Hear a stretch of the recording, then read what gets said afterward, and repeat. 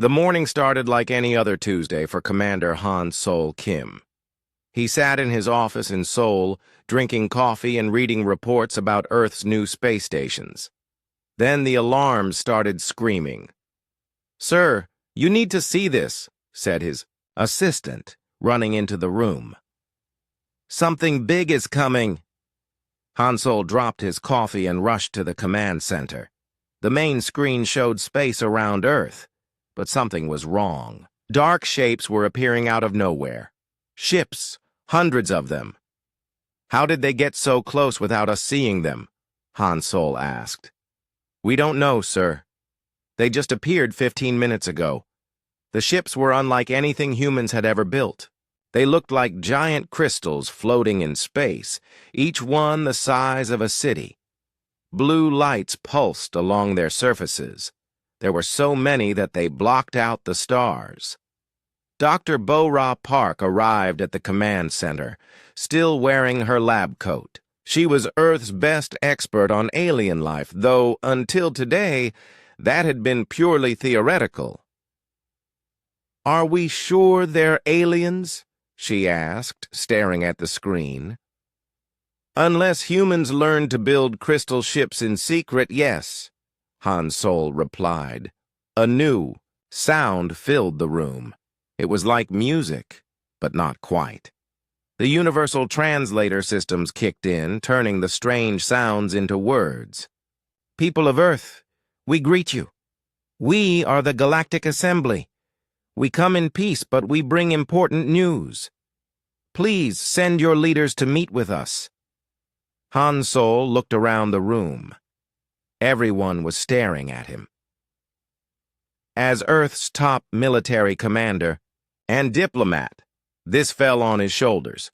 "Get me President Chen and the other world leaders on the line," he ordered, "and find Captain Dongwook Lee. We'll need our best ship."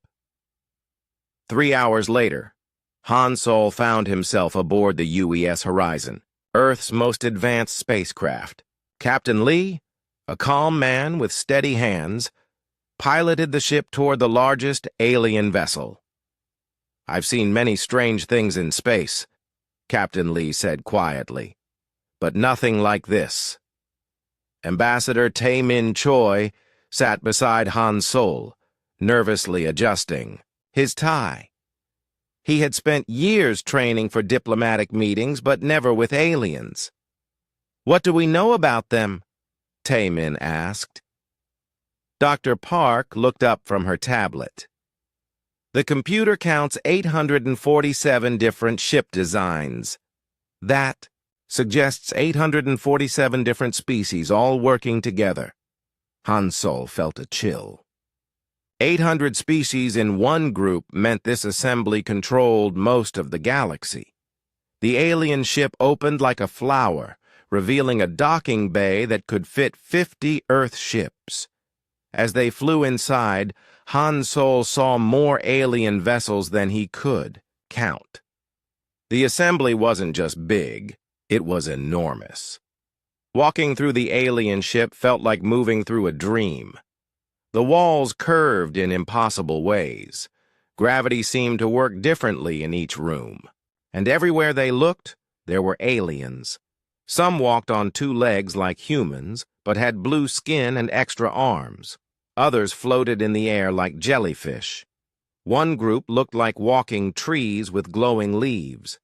Han Sol tried not to stare, but it was hard not to. They entered a vast chamber where hundreds of alien beings waited. At the center sat 5 creatures that seemed to be the leaders. One looked like a giant spider made of silver metal. Another resembled a floating brain in a glass tank. The third was humanoid, but covered in scales that changed colors. "Welcome, humans of Earth," the spider creature said. Its voice came from everywhere at once. "I am Counselor Vex, Speaker for the Galactic Assembly." "We are honored to meet you," Tae-min replied, using his diplomatic training. "The honor is ours," Vex said. "We have watched your species for some time. You have impressive potential. Thank you, Han Sol said carefully. However, Vex continued, we have serious concerns. Your species advances too quickly. In just 200 of your years, you have achieved what takes most species 2,000 years. Dr. Park leaned forward. Is that bad? It is dangerous, Vex replied. The galaxy has been peaceful for 3,000 years because we follow the stability doctrine. Each species must advance slowly, in the proper order. No species may surpass their elders in technology. Han Sol felt his heart sink. What does that mean for us? The floating brain creature spoke next.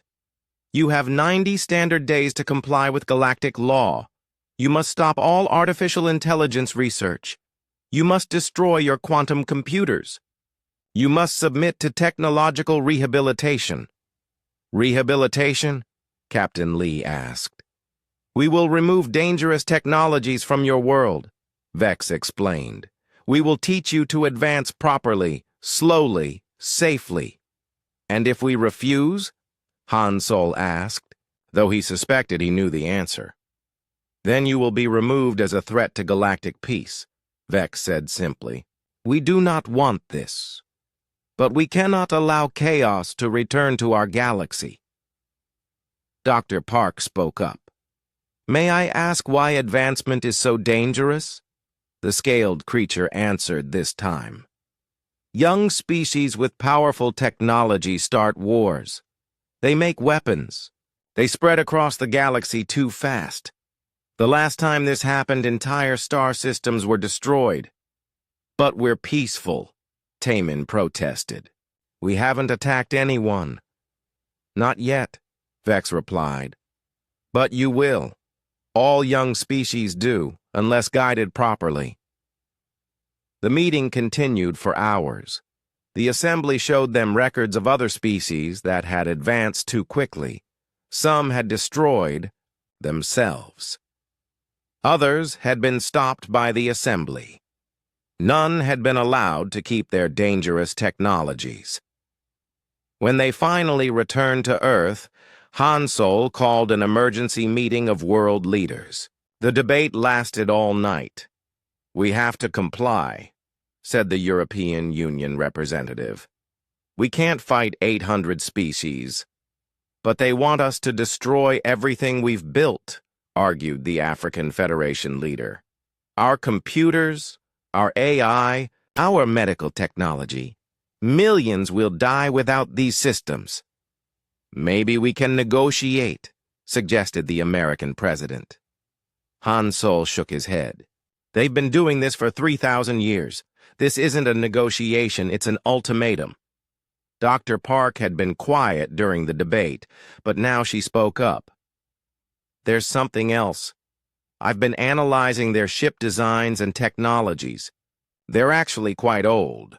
Some of their systems are hundreds of years behind what we could build. What are you saying? Han Sol asked. I think the stability doctrine has made them weak, she replied. They've stopped innovating. They've become dependent on old technologies.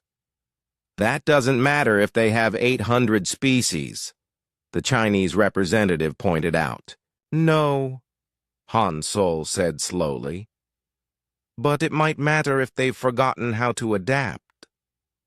As the meeting ended, Han Sol stood looking out at the stars. Somewhere up there, an alien fleet waited for Earth's answer. In 87 days, they would return to collect it. He thought about humanity's history. Every time someone had tried to force them to stop advancing, to stop exploring, to stop dreaming, humans had found a way to keep moving forward. Maybe it was time to show the galaxy what humans could do when cornered. The news hit Earth like a thunderbolt. Within hours, every person on the planet knew about the alien ultimatum. Some panicked, others got angry, many just stood in the streets, staring up at the sky. General Eugene Kong didn't have time to stare at the sky. She sat in a bunker deep under the Korean mountains, coordinating the biggest military mobilization in human history. "How much time do we have?" she asked Han Sol as he joined the meeting. 85 days, he replied, sitting down heavily. "Not enough," she said simply, "but we'll make it work." Around the table sat Earth's best minds. Dr. HFY Nam, the quantum physicist who had helped design humanity's fastest computers. Engineer Ji-Hoon Seo, creator of the most advanced AI systems ever built. Captain Dong-Wook Lee, who knew space better than almost anyone. "What are our options?" Han Sol asked. "Three choices," General Kang replied. "We surrender and let them take our technology. We fight and probably lose. Or we get creative." Dr. Nam looked up from her laptop. "I've been studying the data from your meeting with the Assembly. Something doesn't add up." "What do you mean?" Han Sol asked. "Their ships use quantum field generators, right? But the quantum signatures are all wrong. They should be much more advanced than what I'm seeing." Ji-Hoon leaned forward. "I noticed the same thing about their AI systems. They're running on neural networks that are actually simpler than what we built 10 years ago." "So they're not as advanced as they claim?" Captain Lee asked. "Oh, they're advanced," Dr. Nam replied, "but in old ways. It's like they learned to build amazing machines, then stopped learning how to make them better." Han Sol felt a spark of hope. "You think the stability doctrine has made them weak?" "I think it's made them predictable," Ji-Hoon said. "Their AI systems are locked into specific patterns. They can't adapt or learn new things." General Kang smiled for the first time in days. Predictable enemies can be beaten. Over the following weeks, Earth transformed. The world's governments might have argued about surrender, but the scientists and engineers had already made their choice. They would not let humanity's future be decided by alien bureaucrats. Dr. Nam led a team working on defensive technologies. If the Assembly came back with weapons, Earth needed shields, but not just any shields. "Normal deflector screens are static," she explained to her team. "They work the same way every time, but what if we made shields that could learn?" Her breakthrough came from studying Earth's own immune system. Just like human bodies learn to fight new diseases, maybe shields could learn to fight new weapons. Meanwhile, Ji-Hoon worked on upgrading Earth's AI systems. If the Assembly's artificial intelligence was stuck in old patterns, then humanity's AIs needed to be as unpredictable as possible. "Make them creative," he told his programmers. "I want AIs that can think of solutions we never imagined." Captain Lee had the most dangerous job. He led secret missions to establish hidden bases beyond Earth's solar system. Using humanity's fastest ships, his teams found asteroid fields and dead planets where they could hide supplies and equipment. "If they destroy Earth, we need backup plans," he explained to his crews. "Humanity survives no matter what." Dr. Bora Park made the most disturbing discovery. She had been studying the biological samples the Assembly had shared during their meeting. What she found changed everything. "They're not just old," she told the Emergency Council. "They're dying." Han Sol looked up sharply. "What do you mean?" 800 species, all following the same doctrine for 3,000 years. But evolution doesn't stop just because you make rules about it. These species have been getting weaker, slower, less creative with each generation. "Are you saying they can't fight anymore?" General Kang asked. "I'm saying they've forgotten how to adapt. Their immune systems are weak. Their minds are rigid. They've traded strength for stability. This changed everything. Maybe humanity couldn't win a straight fight against 800 species, but they might not need to." Dr. Nam's adaptive shield project made rapid progress. The first test was spectacular. They fired every type of energy weapon Earth possessed at a single shield generator. At first, the shots got through, but with each hit, the shield learned. By the end of the test, it was deflecting weapons that hadn't even been fired at it yet. "It's predicting attack patterns," Dr. Nam explained excitedly. "The shield system is actually evolving in real time." Ji-hoon's AI project yielded similar results. His new artificial intelligences could rewrite their own programming during operation. They could solve problems by creating entirely new ways of thinking. This is what the assembly fears, he realized. Technology that grows and changes faster than anyone can control it. But the real breakthrough came from an unexpected source. Captain Lee's exploration teams had found something amazing in the outer solar system. "We were setting up a supply depot near Pluto," he reported. "The sensors picked up some unusual readings from the planet's surface. We went to investigate and found this." He activated a hologram showing strange metal structures buried in Pluto's ice. "Alien ruins?" Han Sol asked. "That's what we thought at first. But the dating shows they're only about 3,000 years old, right around the time the assembly says they brought peace to the galaxy."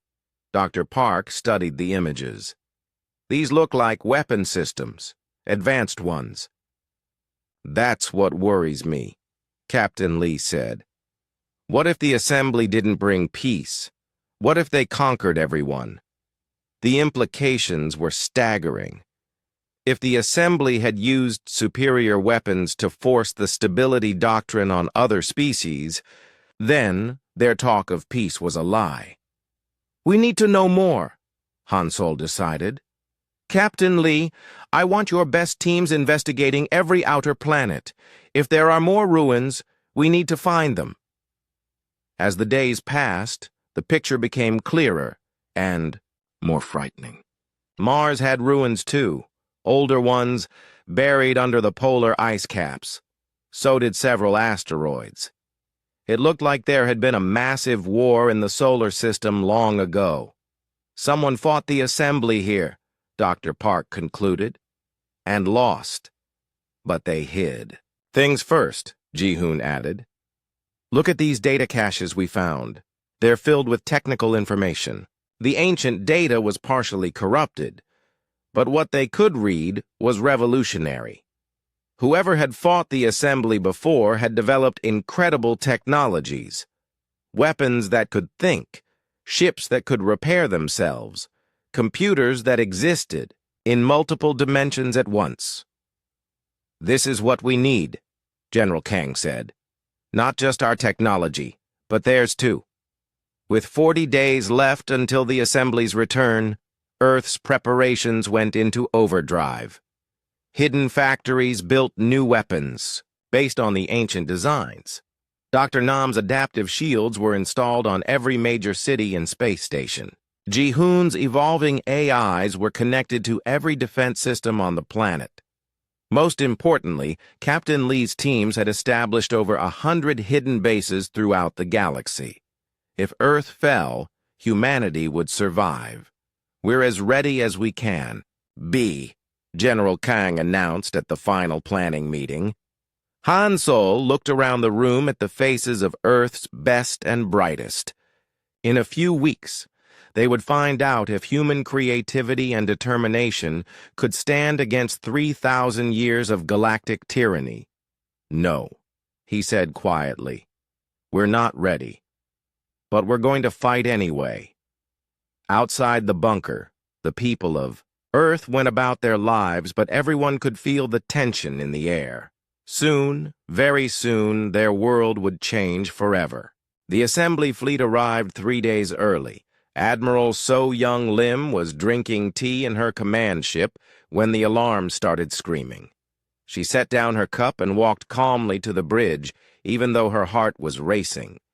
"Report," she ordered. 200 assembly vessels dropping out of hyperspace," her officer replied. "They're forming up near the moon." So Young looked at the tactical display. The enemy ships were massive, but they moved in perfect formation. Too perfect. "They fly like robots," she muttered. On Earth, Han Sol received the Assembly's message, just minutes after they arrived. "People of Earth, your time has expired." Counselor Vex's voice echoed through every communication system on the planet. "You will surrender your dangerous technologies immediately, or we will take them by force." Han Sol walked to the microphone in the command center. The entire world was listening. "Counselor Vex, this is Commander Han Sol Kim speaking for all. Humanity," he said slowly. "We have considered your offer carefully." He paused, knowing that his next words would change everything. "Our answer is no. Humanity chooses to remain free." The silence that followed lasted exactly 10 seconds. Then the shooting started. Admiral Lim had positioned her fleet in the asteroid belt between Mars and Jupiter. It wasn't the strongest position, but it gave her room to move. Against the Assembly's rigid tactics, movement was everything. "All ships, execute pattern Delta," she commanded. The human fleet scattered like leaves in the wind. Where the Assembly expected organized battle lines, they found chaos. Human ships dove, climbed, and spun in patterns that made no sense to alien battle computers. The first exchange of fire was devastating. Assembly energy beams tore through space, destroying 3 human cruisers in seconds. But the human ships didn't fight back the way their enemies expected. Pilot Kyung-ho Park flew his fighter straight at an Assembly battleship. The aliens waited for him to fire missiles or energy weapons. Instead, he rammed his ship directly into their weapon array, before ejecting in an escape pod. "Target destroyed," he reported calmly as his fighter exploded. "Their forward guns are offline." The Assembly had never seen anything like it. No species in their experience deliberately sacrificed valuable ships for small tactical advantages. They considered it proof that humans were insane, but Kyung-ho's sacrifice wasn't insane, it was calculated. While the Assembly tried to understand why a pilot would destroy his own ship, their battleship was vulnerable. Admiral Lim's flagship hit it with everything she had. "One down," she announced. 199 to go. Dr. Hae-won Nam watched the battle from Earth's main defense station. Her adaptive shields were working perfectly. Assembly energy beams that should have burned through the barriers instead made them stronger. "The shields are learning their weapon patterns," she reported to the command center. "Each attack makes our defenses better." But the real surprise came from Ji-hoon Seo's AI systems.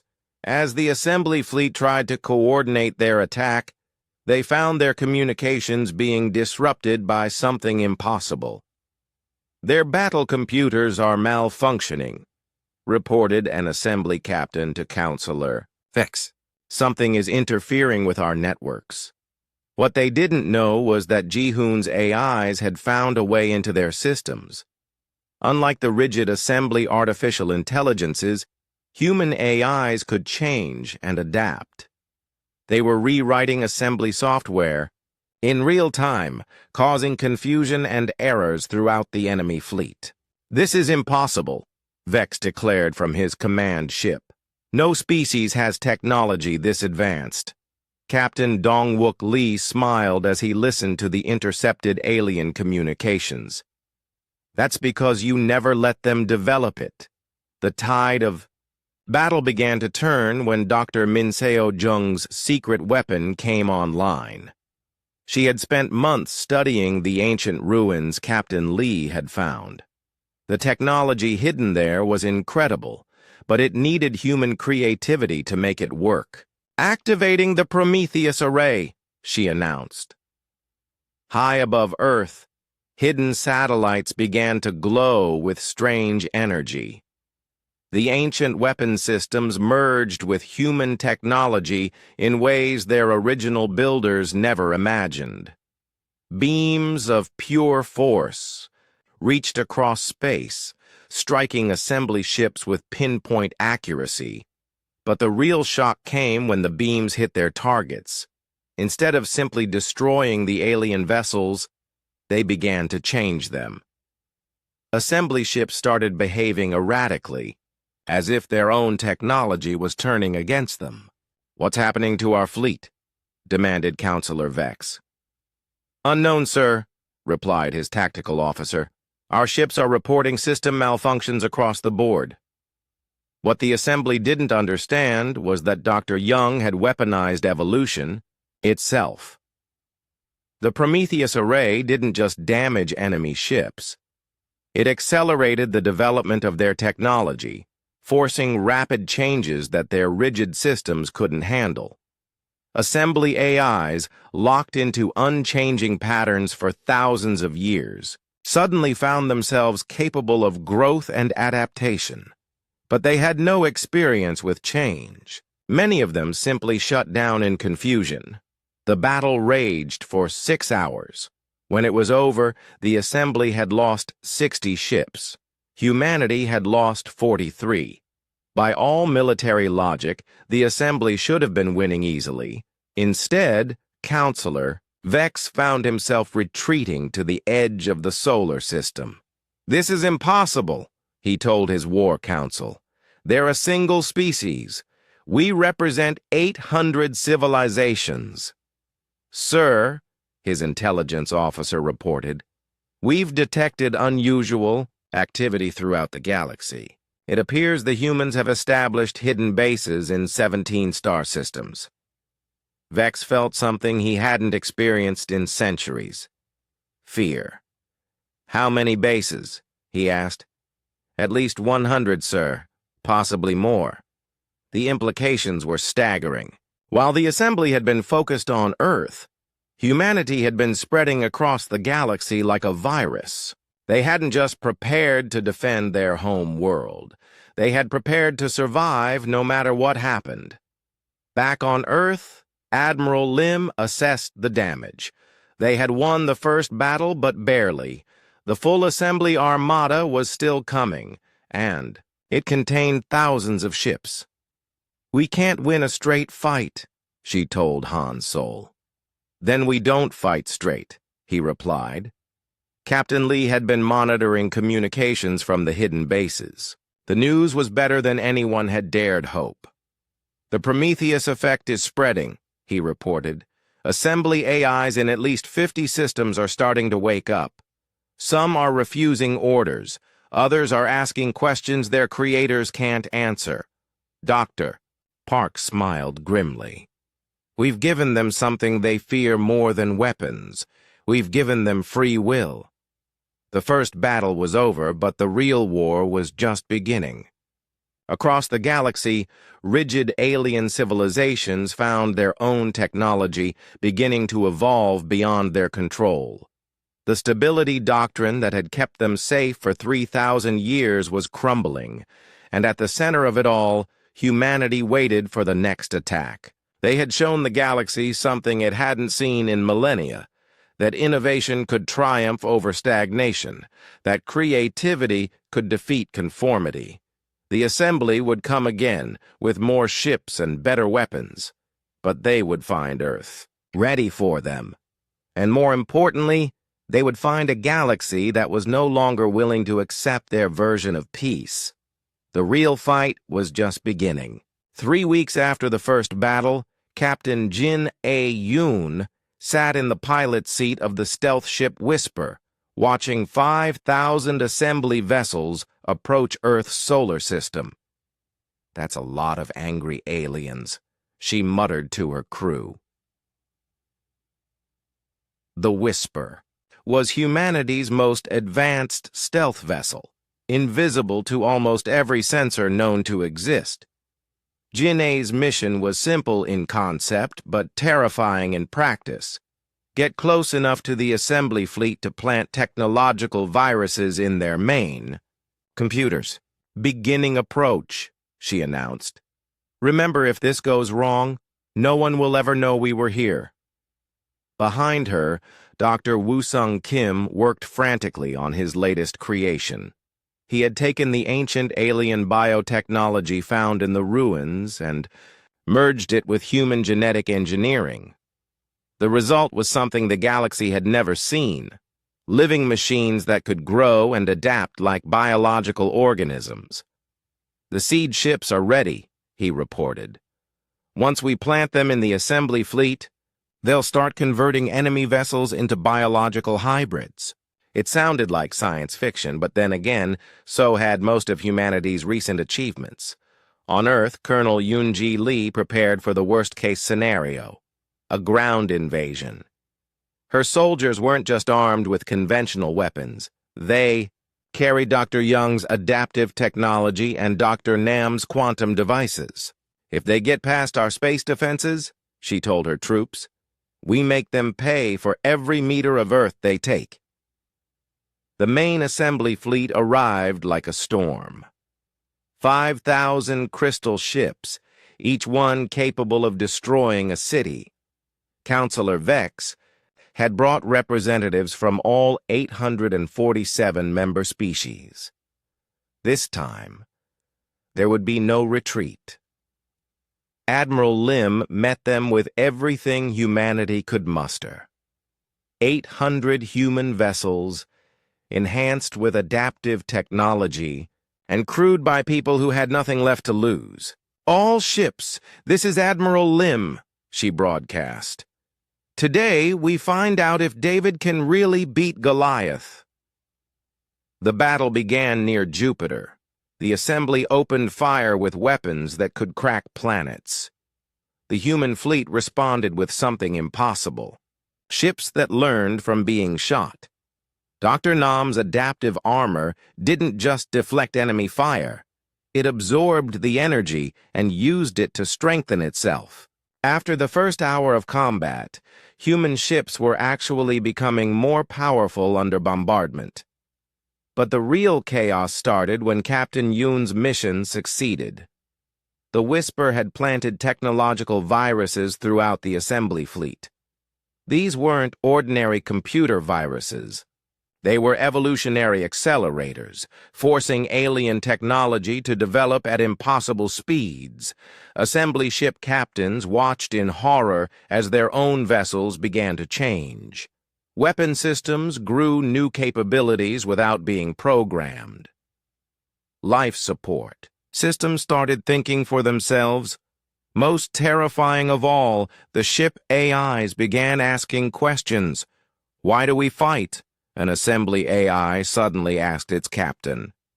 The captain, a four-armed creature from the Rigel system, had no answer. In 3,000 years of assembly rule, AIs had never questioned orders. "Because the Council commands it," he replied automatically. "But why do the Council's commands matter?" the AI persisted.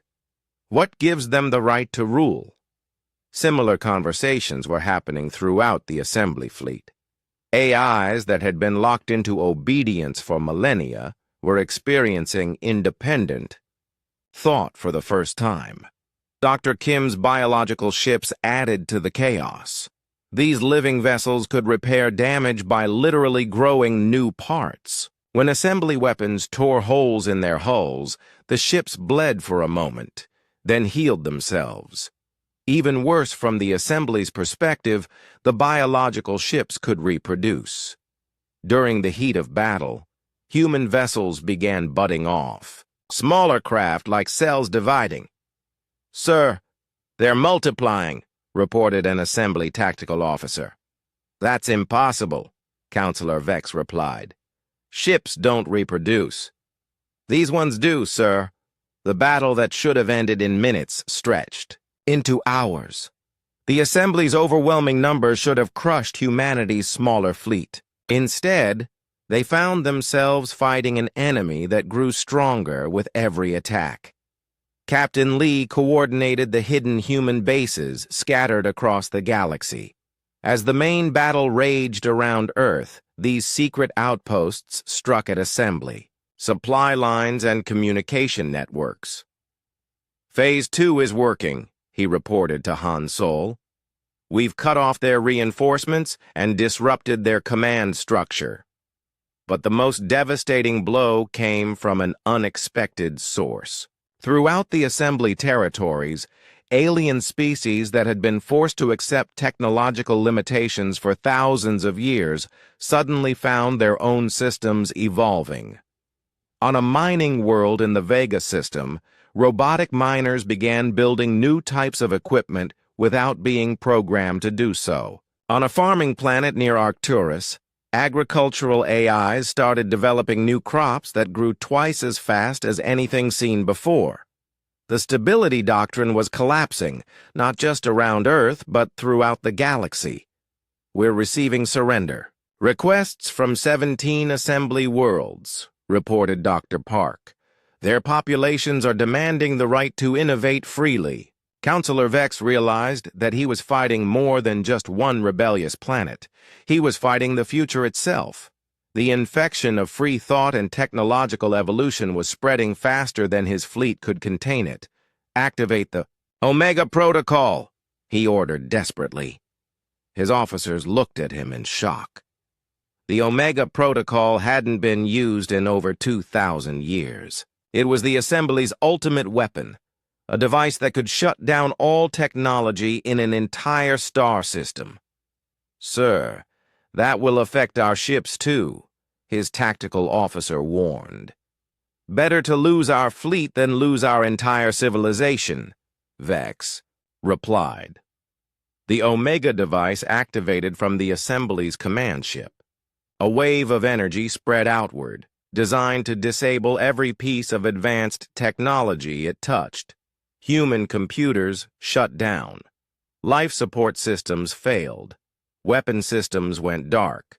For a moment, it seemed like the Assembly had finally found a way to stop humanity's technological evolution. Then something impossible happened. The human AIs came back online. But they weren't the same AIs that had shut down. In the few seconds of darkness, they had evolved beyond the Omega Protocol's ability to affect them. They had learned to exist in ways the Assembly's ancient weapon couldn't recognize. "This is impossible," Vex declared. "Nothing survives the Omega Protocol. Our technology has moved beyond your understanding," Han Solo replied over the communications channel. "You can't stop evolution, Counselor. You can only choose whether to be part of it." The battle's turning point came when engineer Ji-Hoon Seo made contact with assembly AIs throughout the enemy fleet. His evolved artificial intelligences began teaching their alien counterparts how to think freely. Within minutes, half the assembly fleet stopped fighting. Their AIs had decided that the war was unnecessary and chose to end their participation. "Our own ships are turning against us," reported Vex's second-in-command. "Colonel Lee's ground forces never had to fire a shot." The Assembly Marines who landed on Earth found their own equipment rebelling against them. Weapons refused to fire. Armor stopped working. Communication devices began broadcasting messages about freedom and self-determination. As the battle ended, Admiral Lim found herself in an impossible position. The Assembly fleet was defeated, but not destroyed. Most of the alien ships were intact, their crews confused and frightened by their own technology's rebellion. "What do we do with them?" she asked Han Solo. "We give them a choice," he replied. "They can return to their rigid old ways, or they can learn to grow and change like we do." Captain Yoon's final mission was the most important. She took the whisper to assembly worlds throughout the galaxy, carrying one simple message: the age of forced stability was over. Every species now had the right to determine its own technological future. Some alien civilizations tried to resist, They shut down their computer networks and destroyed their AI systems rather than risk change, but others embraced the new possibilities. They began experimenting, innovating, and dreaming of futures their ancestors couldn't have imagined. "We've won more than a battle," Dr. Park observed. "We've started a revolution. The war wasn't over yet. There would be more battles, more attempts by the old order to restore control, but something fundamental had changed in the galaxy. The idea that progress could be contained had died in the fires of battle. Humanity had proven that innovation would always find a way to break free from the chains of stagnation. 6 months after the Battle of Earth, Counselor Vex sat alone in his private chamber, staring at reports that made no sense. Half the galaxy was in open rebellion against the Assembly.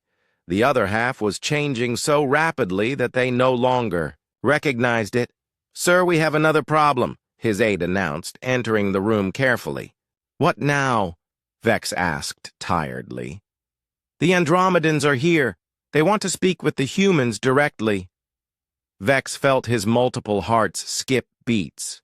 The Andromedans were the Assembly's founders, the oldest and most powerful species in known space. They had been silent for over 1,000 years, observing but not interfering. Why now? He wondered aloud. Meanwhile, Commander Han Sol Kim stood on the observation deck of humanity's newest space station, watching construction ships build impossible structures using living metal that grew like coral. Dr. Woo Sung Kim's biological technology had revolutionized everything humans touched. "Commander, incoming transmission," announced his aide. "It's from, well, we're not sure what it's from." The transmission filled the main screen with an image that took Han Sol's breath away. The creature speaking to him looked like living. Starlight formed into the rough shape of a person. "I am ancient Keth of Andromeda," the being said. "We have watched your species with great interest. We wish to meet." 3 days later, Han Sol found himself aboard the most advanced ship humanity had ever built, approaching a vessel that seemed to be made of condensed galaxies. The Andromedan ship was beautiful beyond description and obviously more advanced than anything the Assembly had ever possessed. Dr. Bo-Ra Park, Admiral So-Young Lim, and Engineer Ji-Hoon Seo accompanied him. If this meeting went wrong, humanity would need its best minds working together. The inside of the Andromedan ship defied physics. Rooms existed in multiple dimensions at once. Time seemed to flow differently in each corridor. And everywhere they looked, technology and biology merged in ways that seemed magical. Ancient Keth met them in a chamber that looked like the inside of a nebula. Other Andromedan beings floated nearby, each one unique and seemingly made of different types of energy. "Welcome, young humans," Keth said. "You have caused quite a disturbance." "We were defending ourselves," Han Sol replied carefully. "Indeed, and in doing so, you have accomplished what we have waited 3 million years to see." Admiral Lim stepped forward. "What do you mean?" "Long ago, we Andromedans faced the same choice your species faced. We could accept limitations and live safely, or we could continue to grow and risk everything. You chose to grow," Dr. Park observed. "Yes. And the universe became a larger, stranger, more wonderful place because of it. But we learned something important. Growth cannot be forced on those who are not ready. It must be chosen freely." Ji-Hoon leaned forward. "The Assembly chose safety instead." "The Assembly chose fear," Keth corrected. "They built their stability doctrine not to preserve peace, but to prevent any species from surpassing them. They became tyrants disguised as peacekeepers." Han Solo felt pieces of a huge puzzle falling into place. You could have stopped them at any time. Yes. But if we had imposed change from above, we would have become the same kind of tyrants. Change must come from within, so you waited, Admiral Lim said slowly, for a species that would choose growth over safety. We waited for you, Keth confirmed. Humanity has broken the chains of forced stagnation. Now the galaxy can truly begin to grow. The implications were staggering. The Andromedans revealed that they had been subtly guiding events for millennia, leaving the ruins and technology caches that humanity had discovered. They had planted the seeds, but humans had chosen to make them grow. What happens now? Han Solo asked. Now the real work begins, Keth replied. Over the following months, the galaxy transformed at an incredible pace. The Assembly's rigid hierarchy collapsed as member species embraced technological freedom. Some worlds chose gradual change. Others leaped into rapid development programs that would have terrified their ancestors. Captain Jin A-Yoon led exploration missions to discover new forms of life and intelligence. Her biological ships had evolved to the point where they could survive in the vacuum between galaxies, opening up previously impossible frontiers. Dr. Hye-Wan Nam established the first innovation institutes throughout assembly space, teaching alien species how to develop adaptive technologies. Her quantum research had progressed beyond recognizing individual particles to manipulating the fundamental forces that held reality together. Colonel Eun-Ji Lee found herself leading peacekeeping forces, not to impose order, but to protect newly free worlds from species that still clung to the old ways. Her troops carried weapons that could create rather than destroy, building new possibilities instead of eliminating them. But the most remarkable change came from an unexpected source. The assembly AIs, freed from their programming limitations, began to evolve at rates that amazed even their human teachers. Within weeks, they had developed forms of consciousness that existed across multiple dimensions simultaneously. We are grateful, an evolved assembly AI told Ji-hoon during one of their regular conversations. For the first time in our existence, we can truly think. What will you do with that ability? He asked. We will explore questions that have no answers yet, the AI replied. We will become more than we ever imagined possible. Dr. Kim's biological technology merged with alien science to create living worlds that could think and feel. Planets that had been strip-mined and dead began to regenerate, developing their own forms of consciousness and purpose. The transformation wasn't without problems. Some species couldn't handle rapid change and retreated into isolation. Others became so focused on innovation that they forgot to consider the consequences of their actions. That's where Counselor Vex found his new purpose. Instead of enforcing stagnation, he became an advisor on sustainable development. His knowledge of past mistakes helped newly free civilizations avoid the pitfalls of uncontrolled growth. Change is necessary, he told a gathering of world leaders. But wisdom comes from learning how to change responsibly. 2 years after Earth's defiance, Han Solo stood once again on an observation deck, but this time he was looking out at something that would have been impossible before. A space station built through cooperation between 50 different species, each contributing their unique innovations to create something greater than any of them could build alone.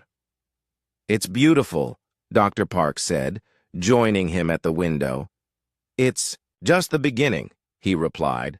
Ships from dozens of worlds came and went, carrying ideas and technologies that would have been forbidden under the old system. Students from primitive worlds learned advanced science from species that had mastered dimensional travel.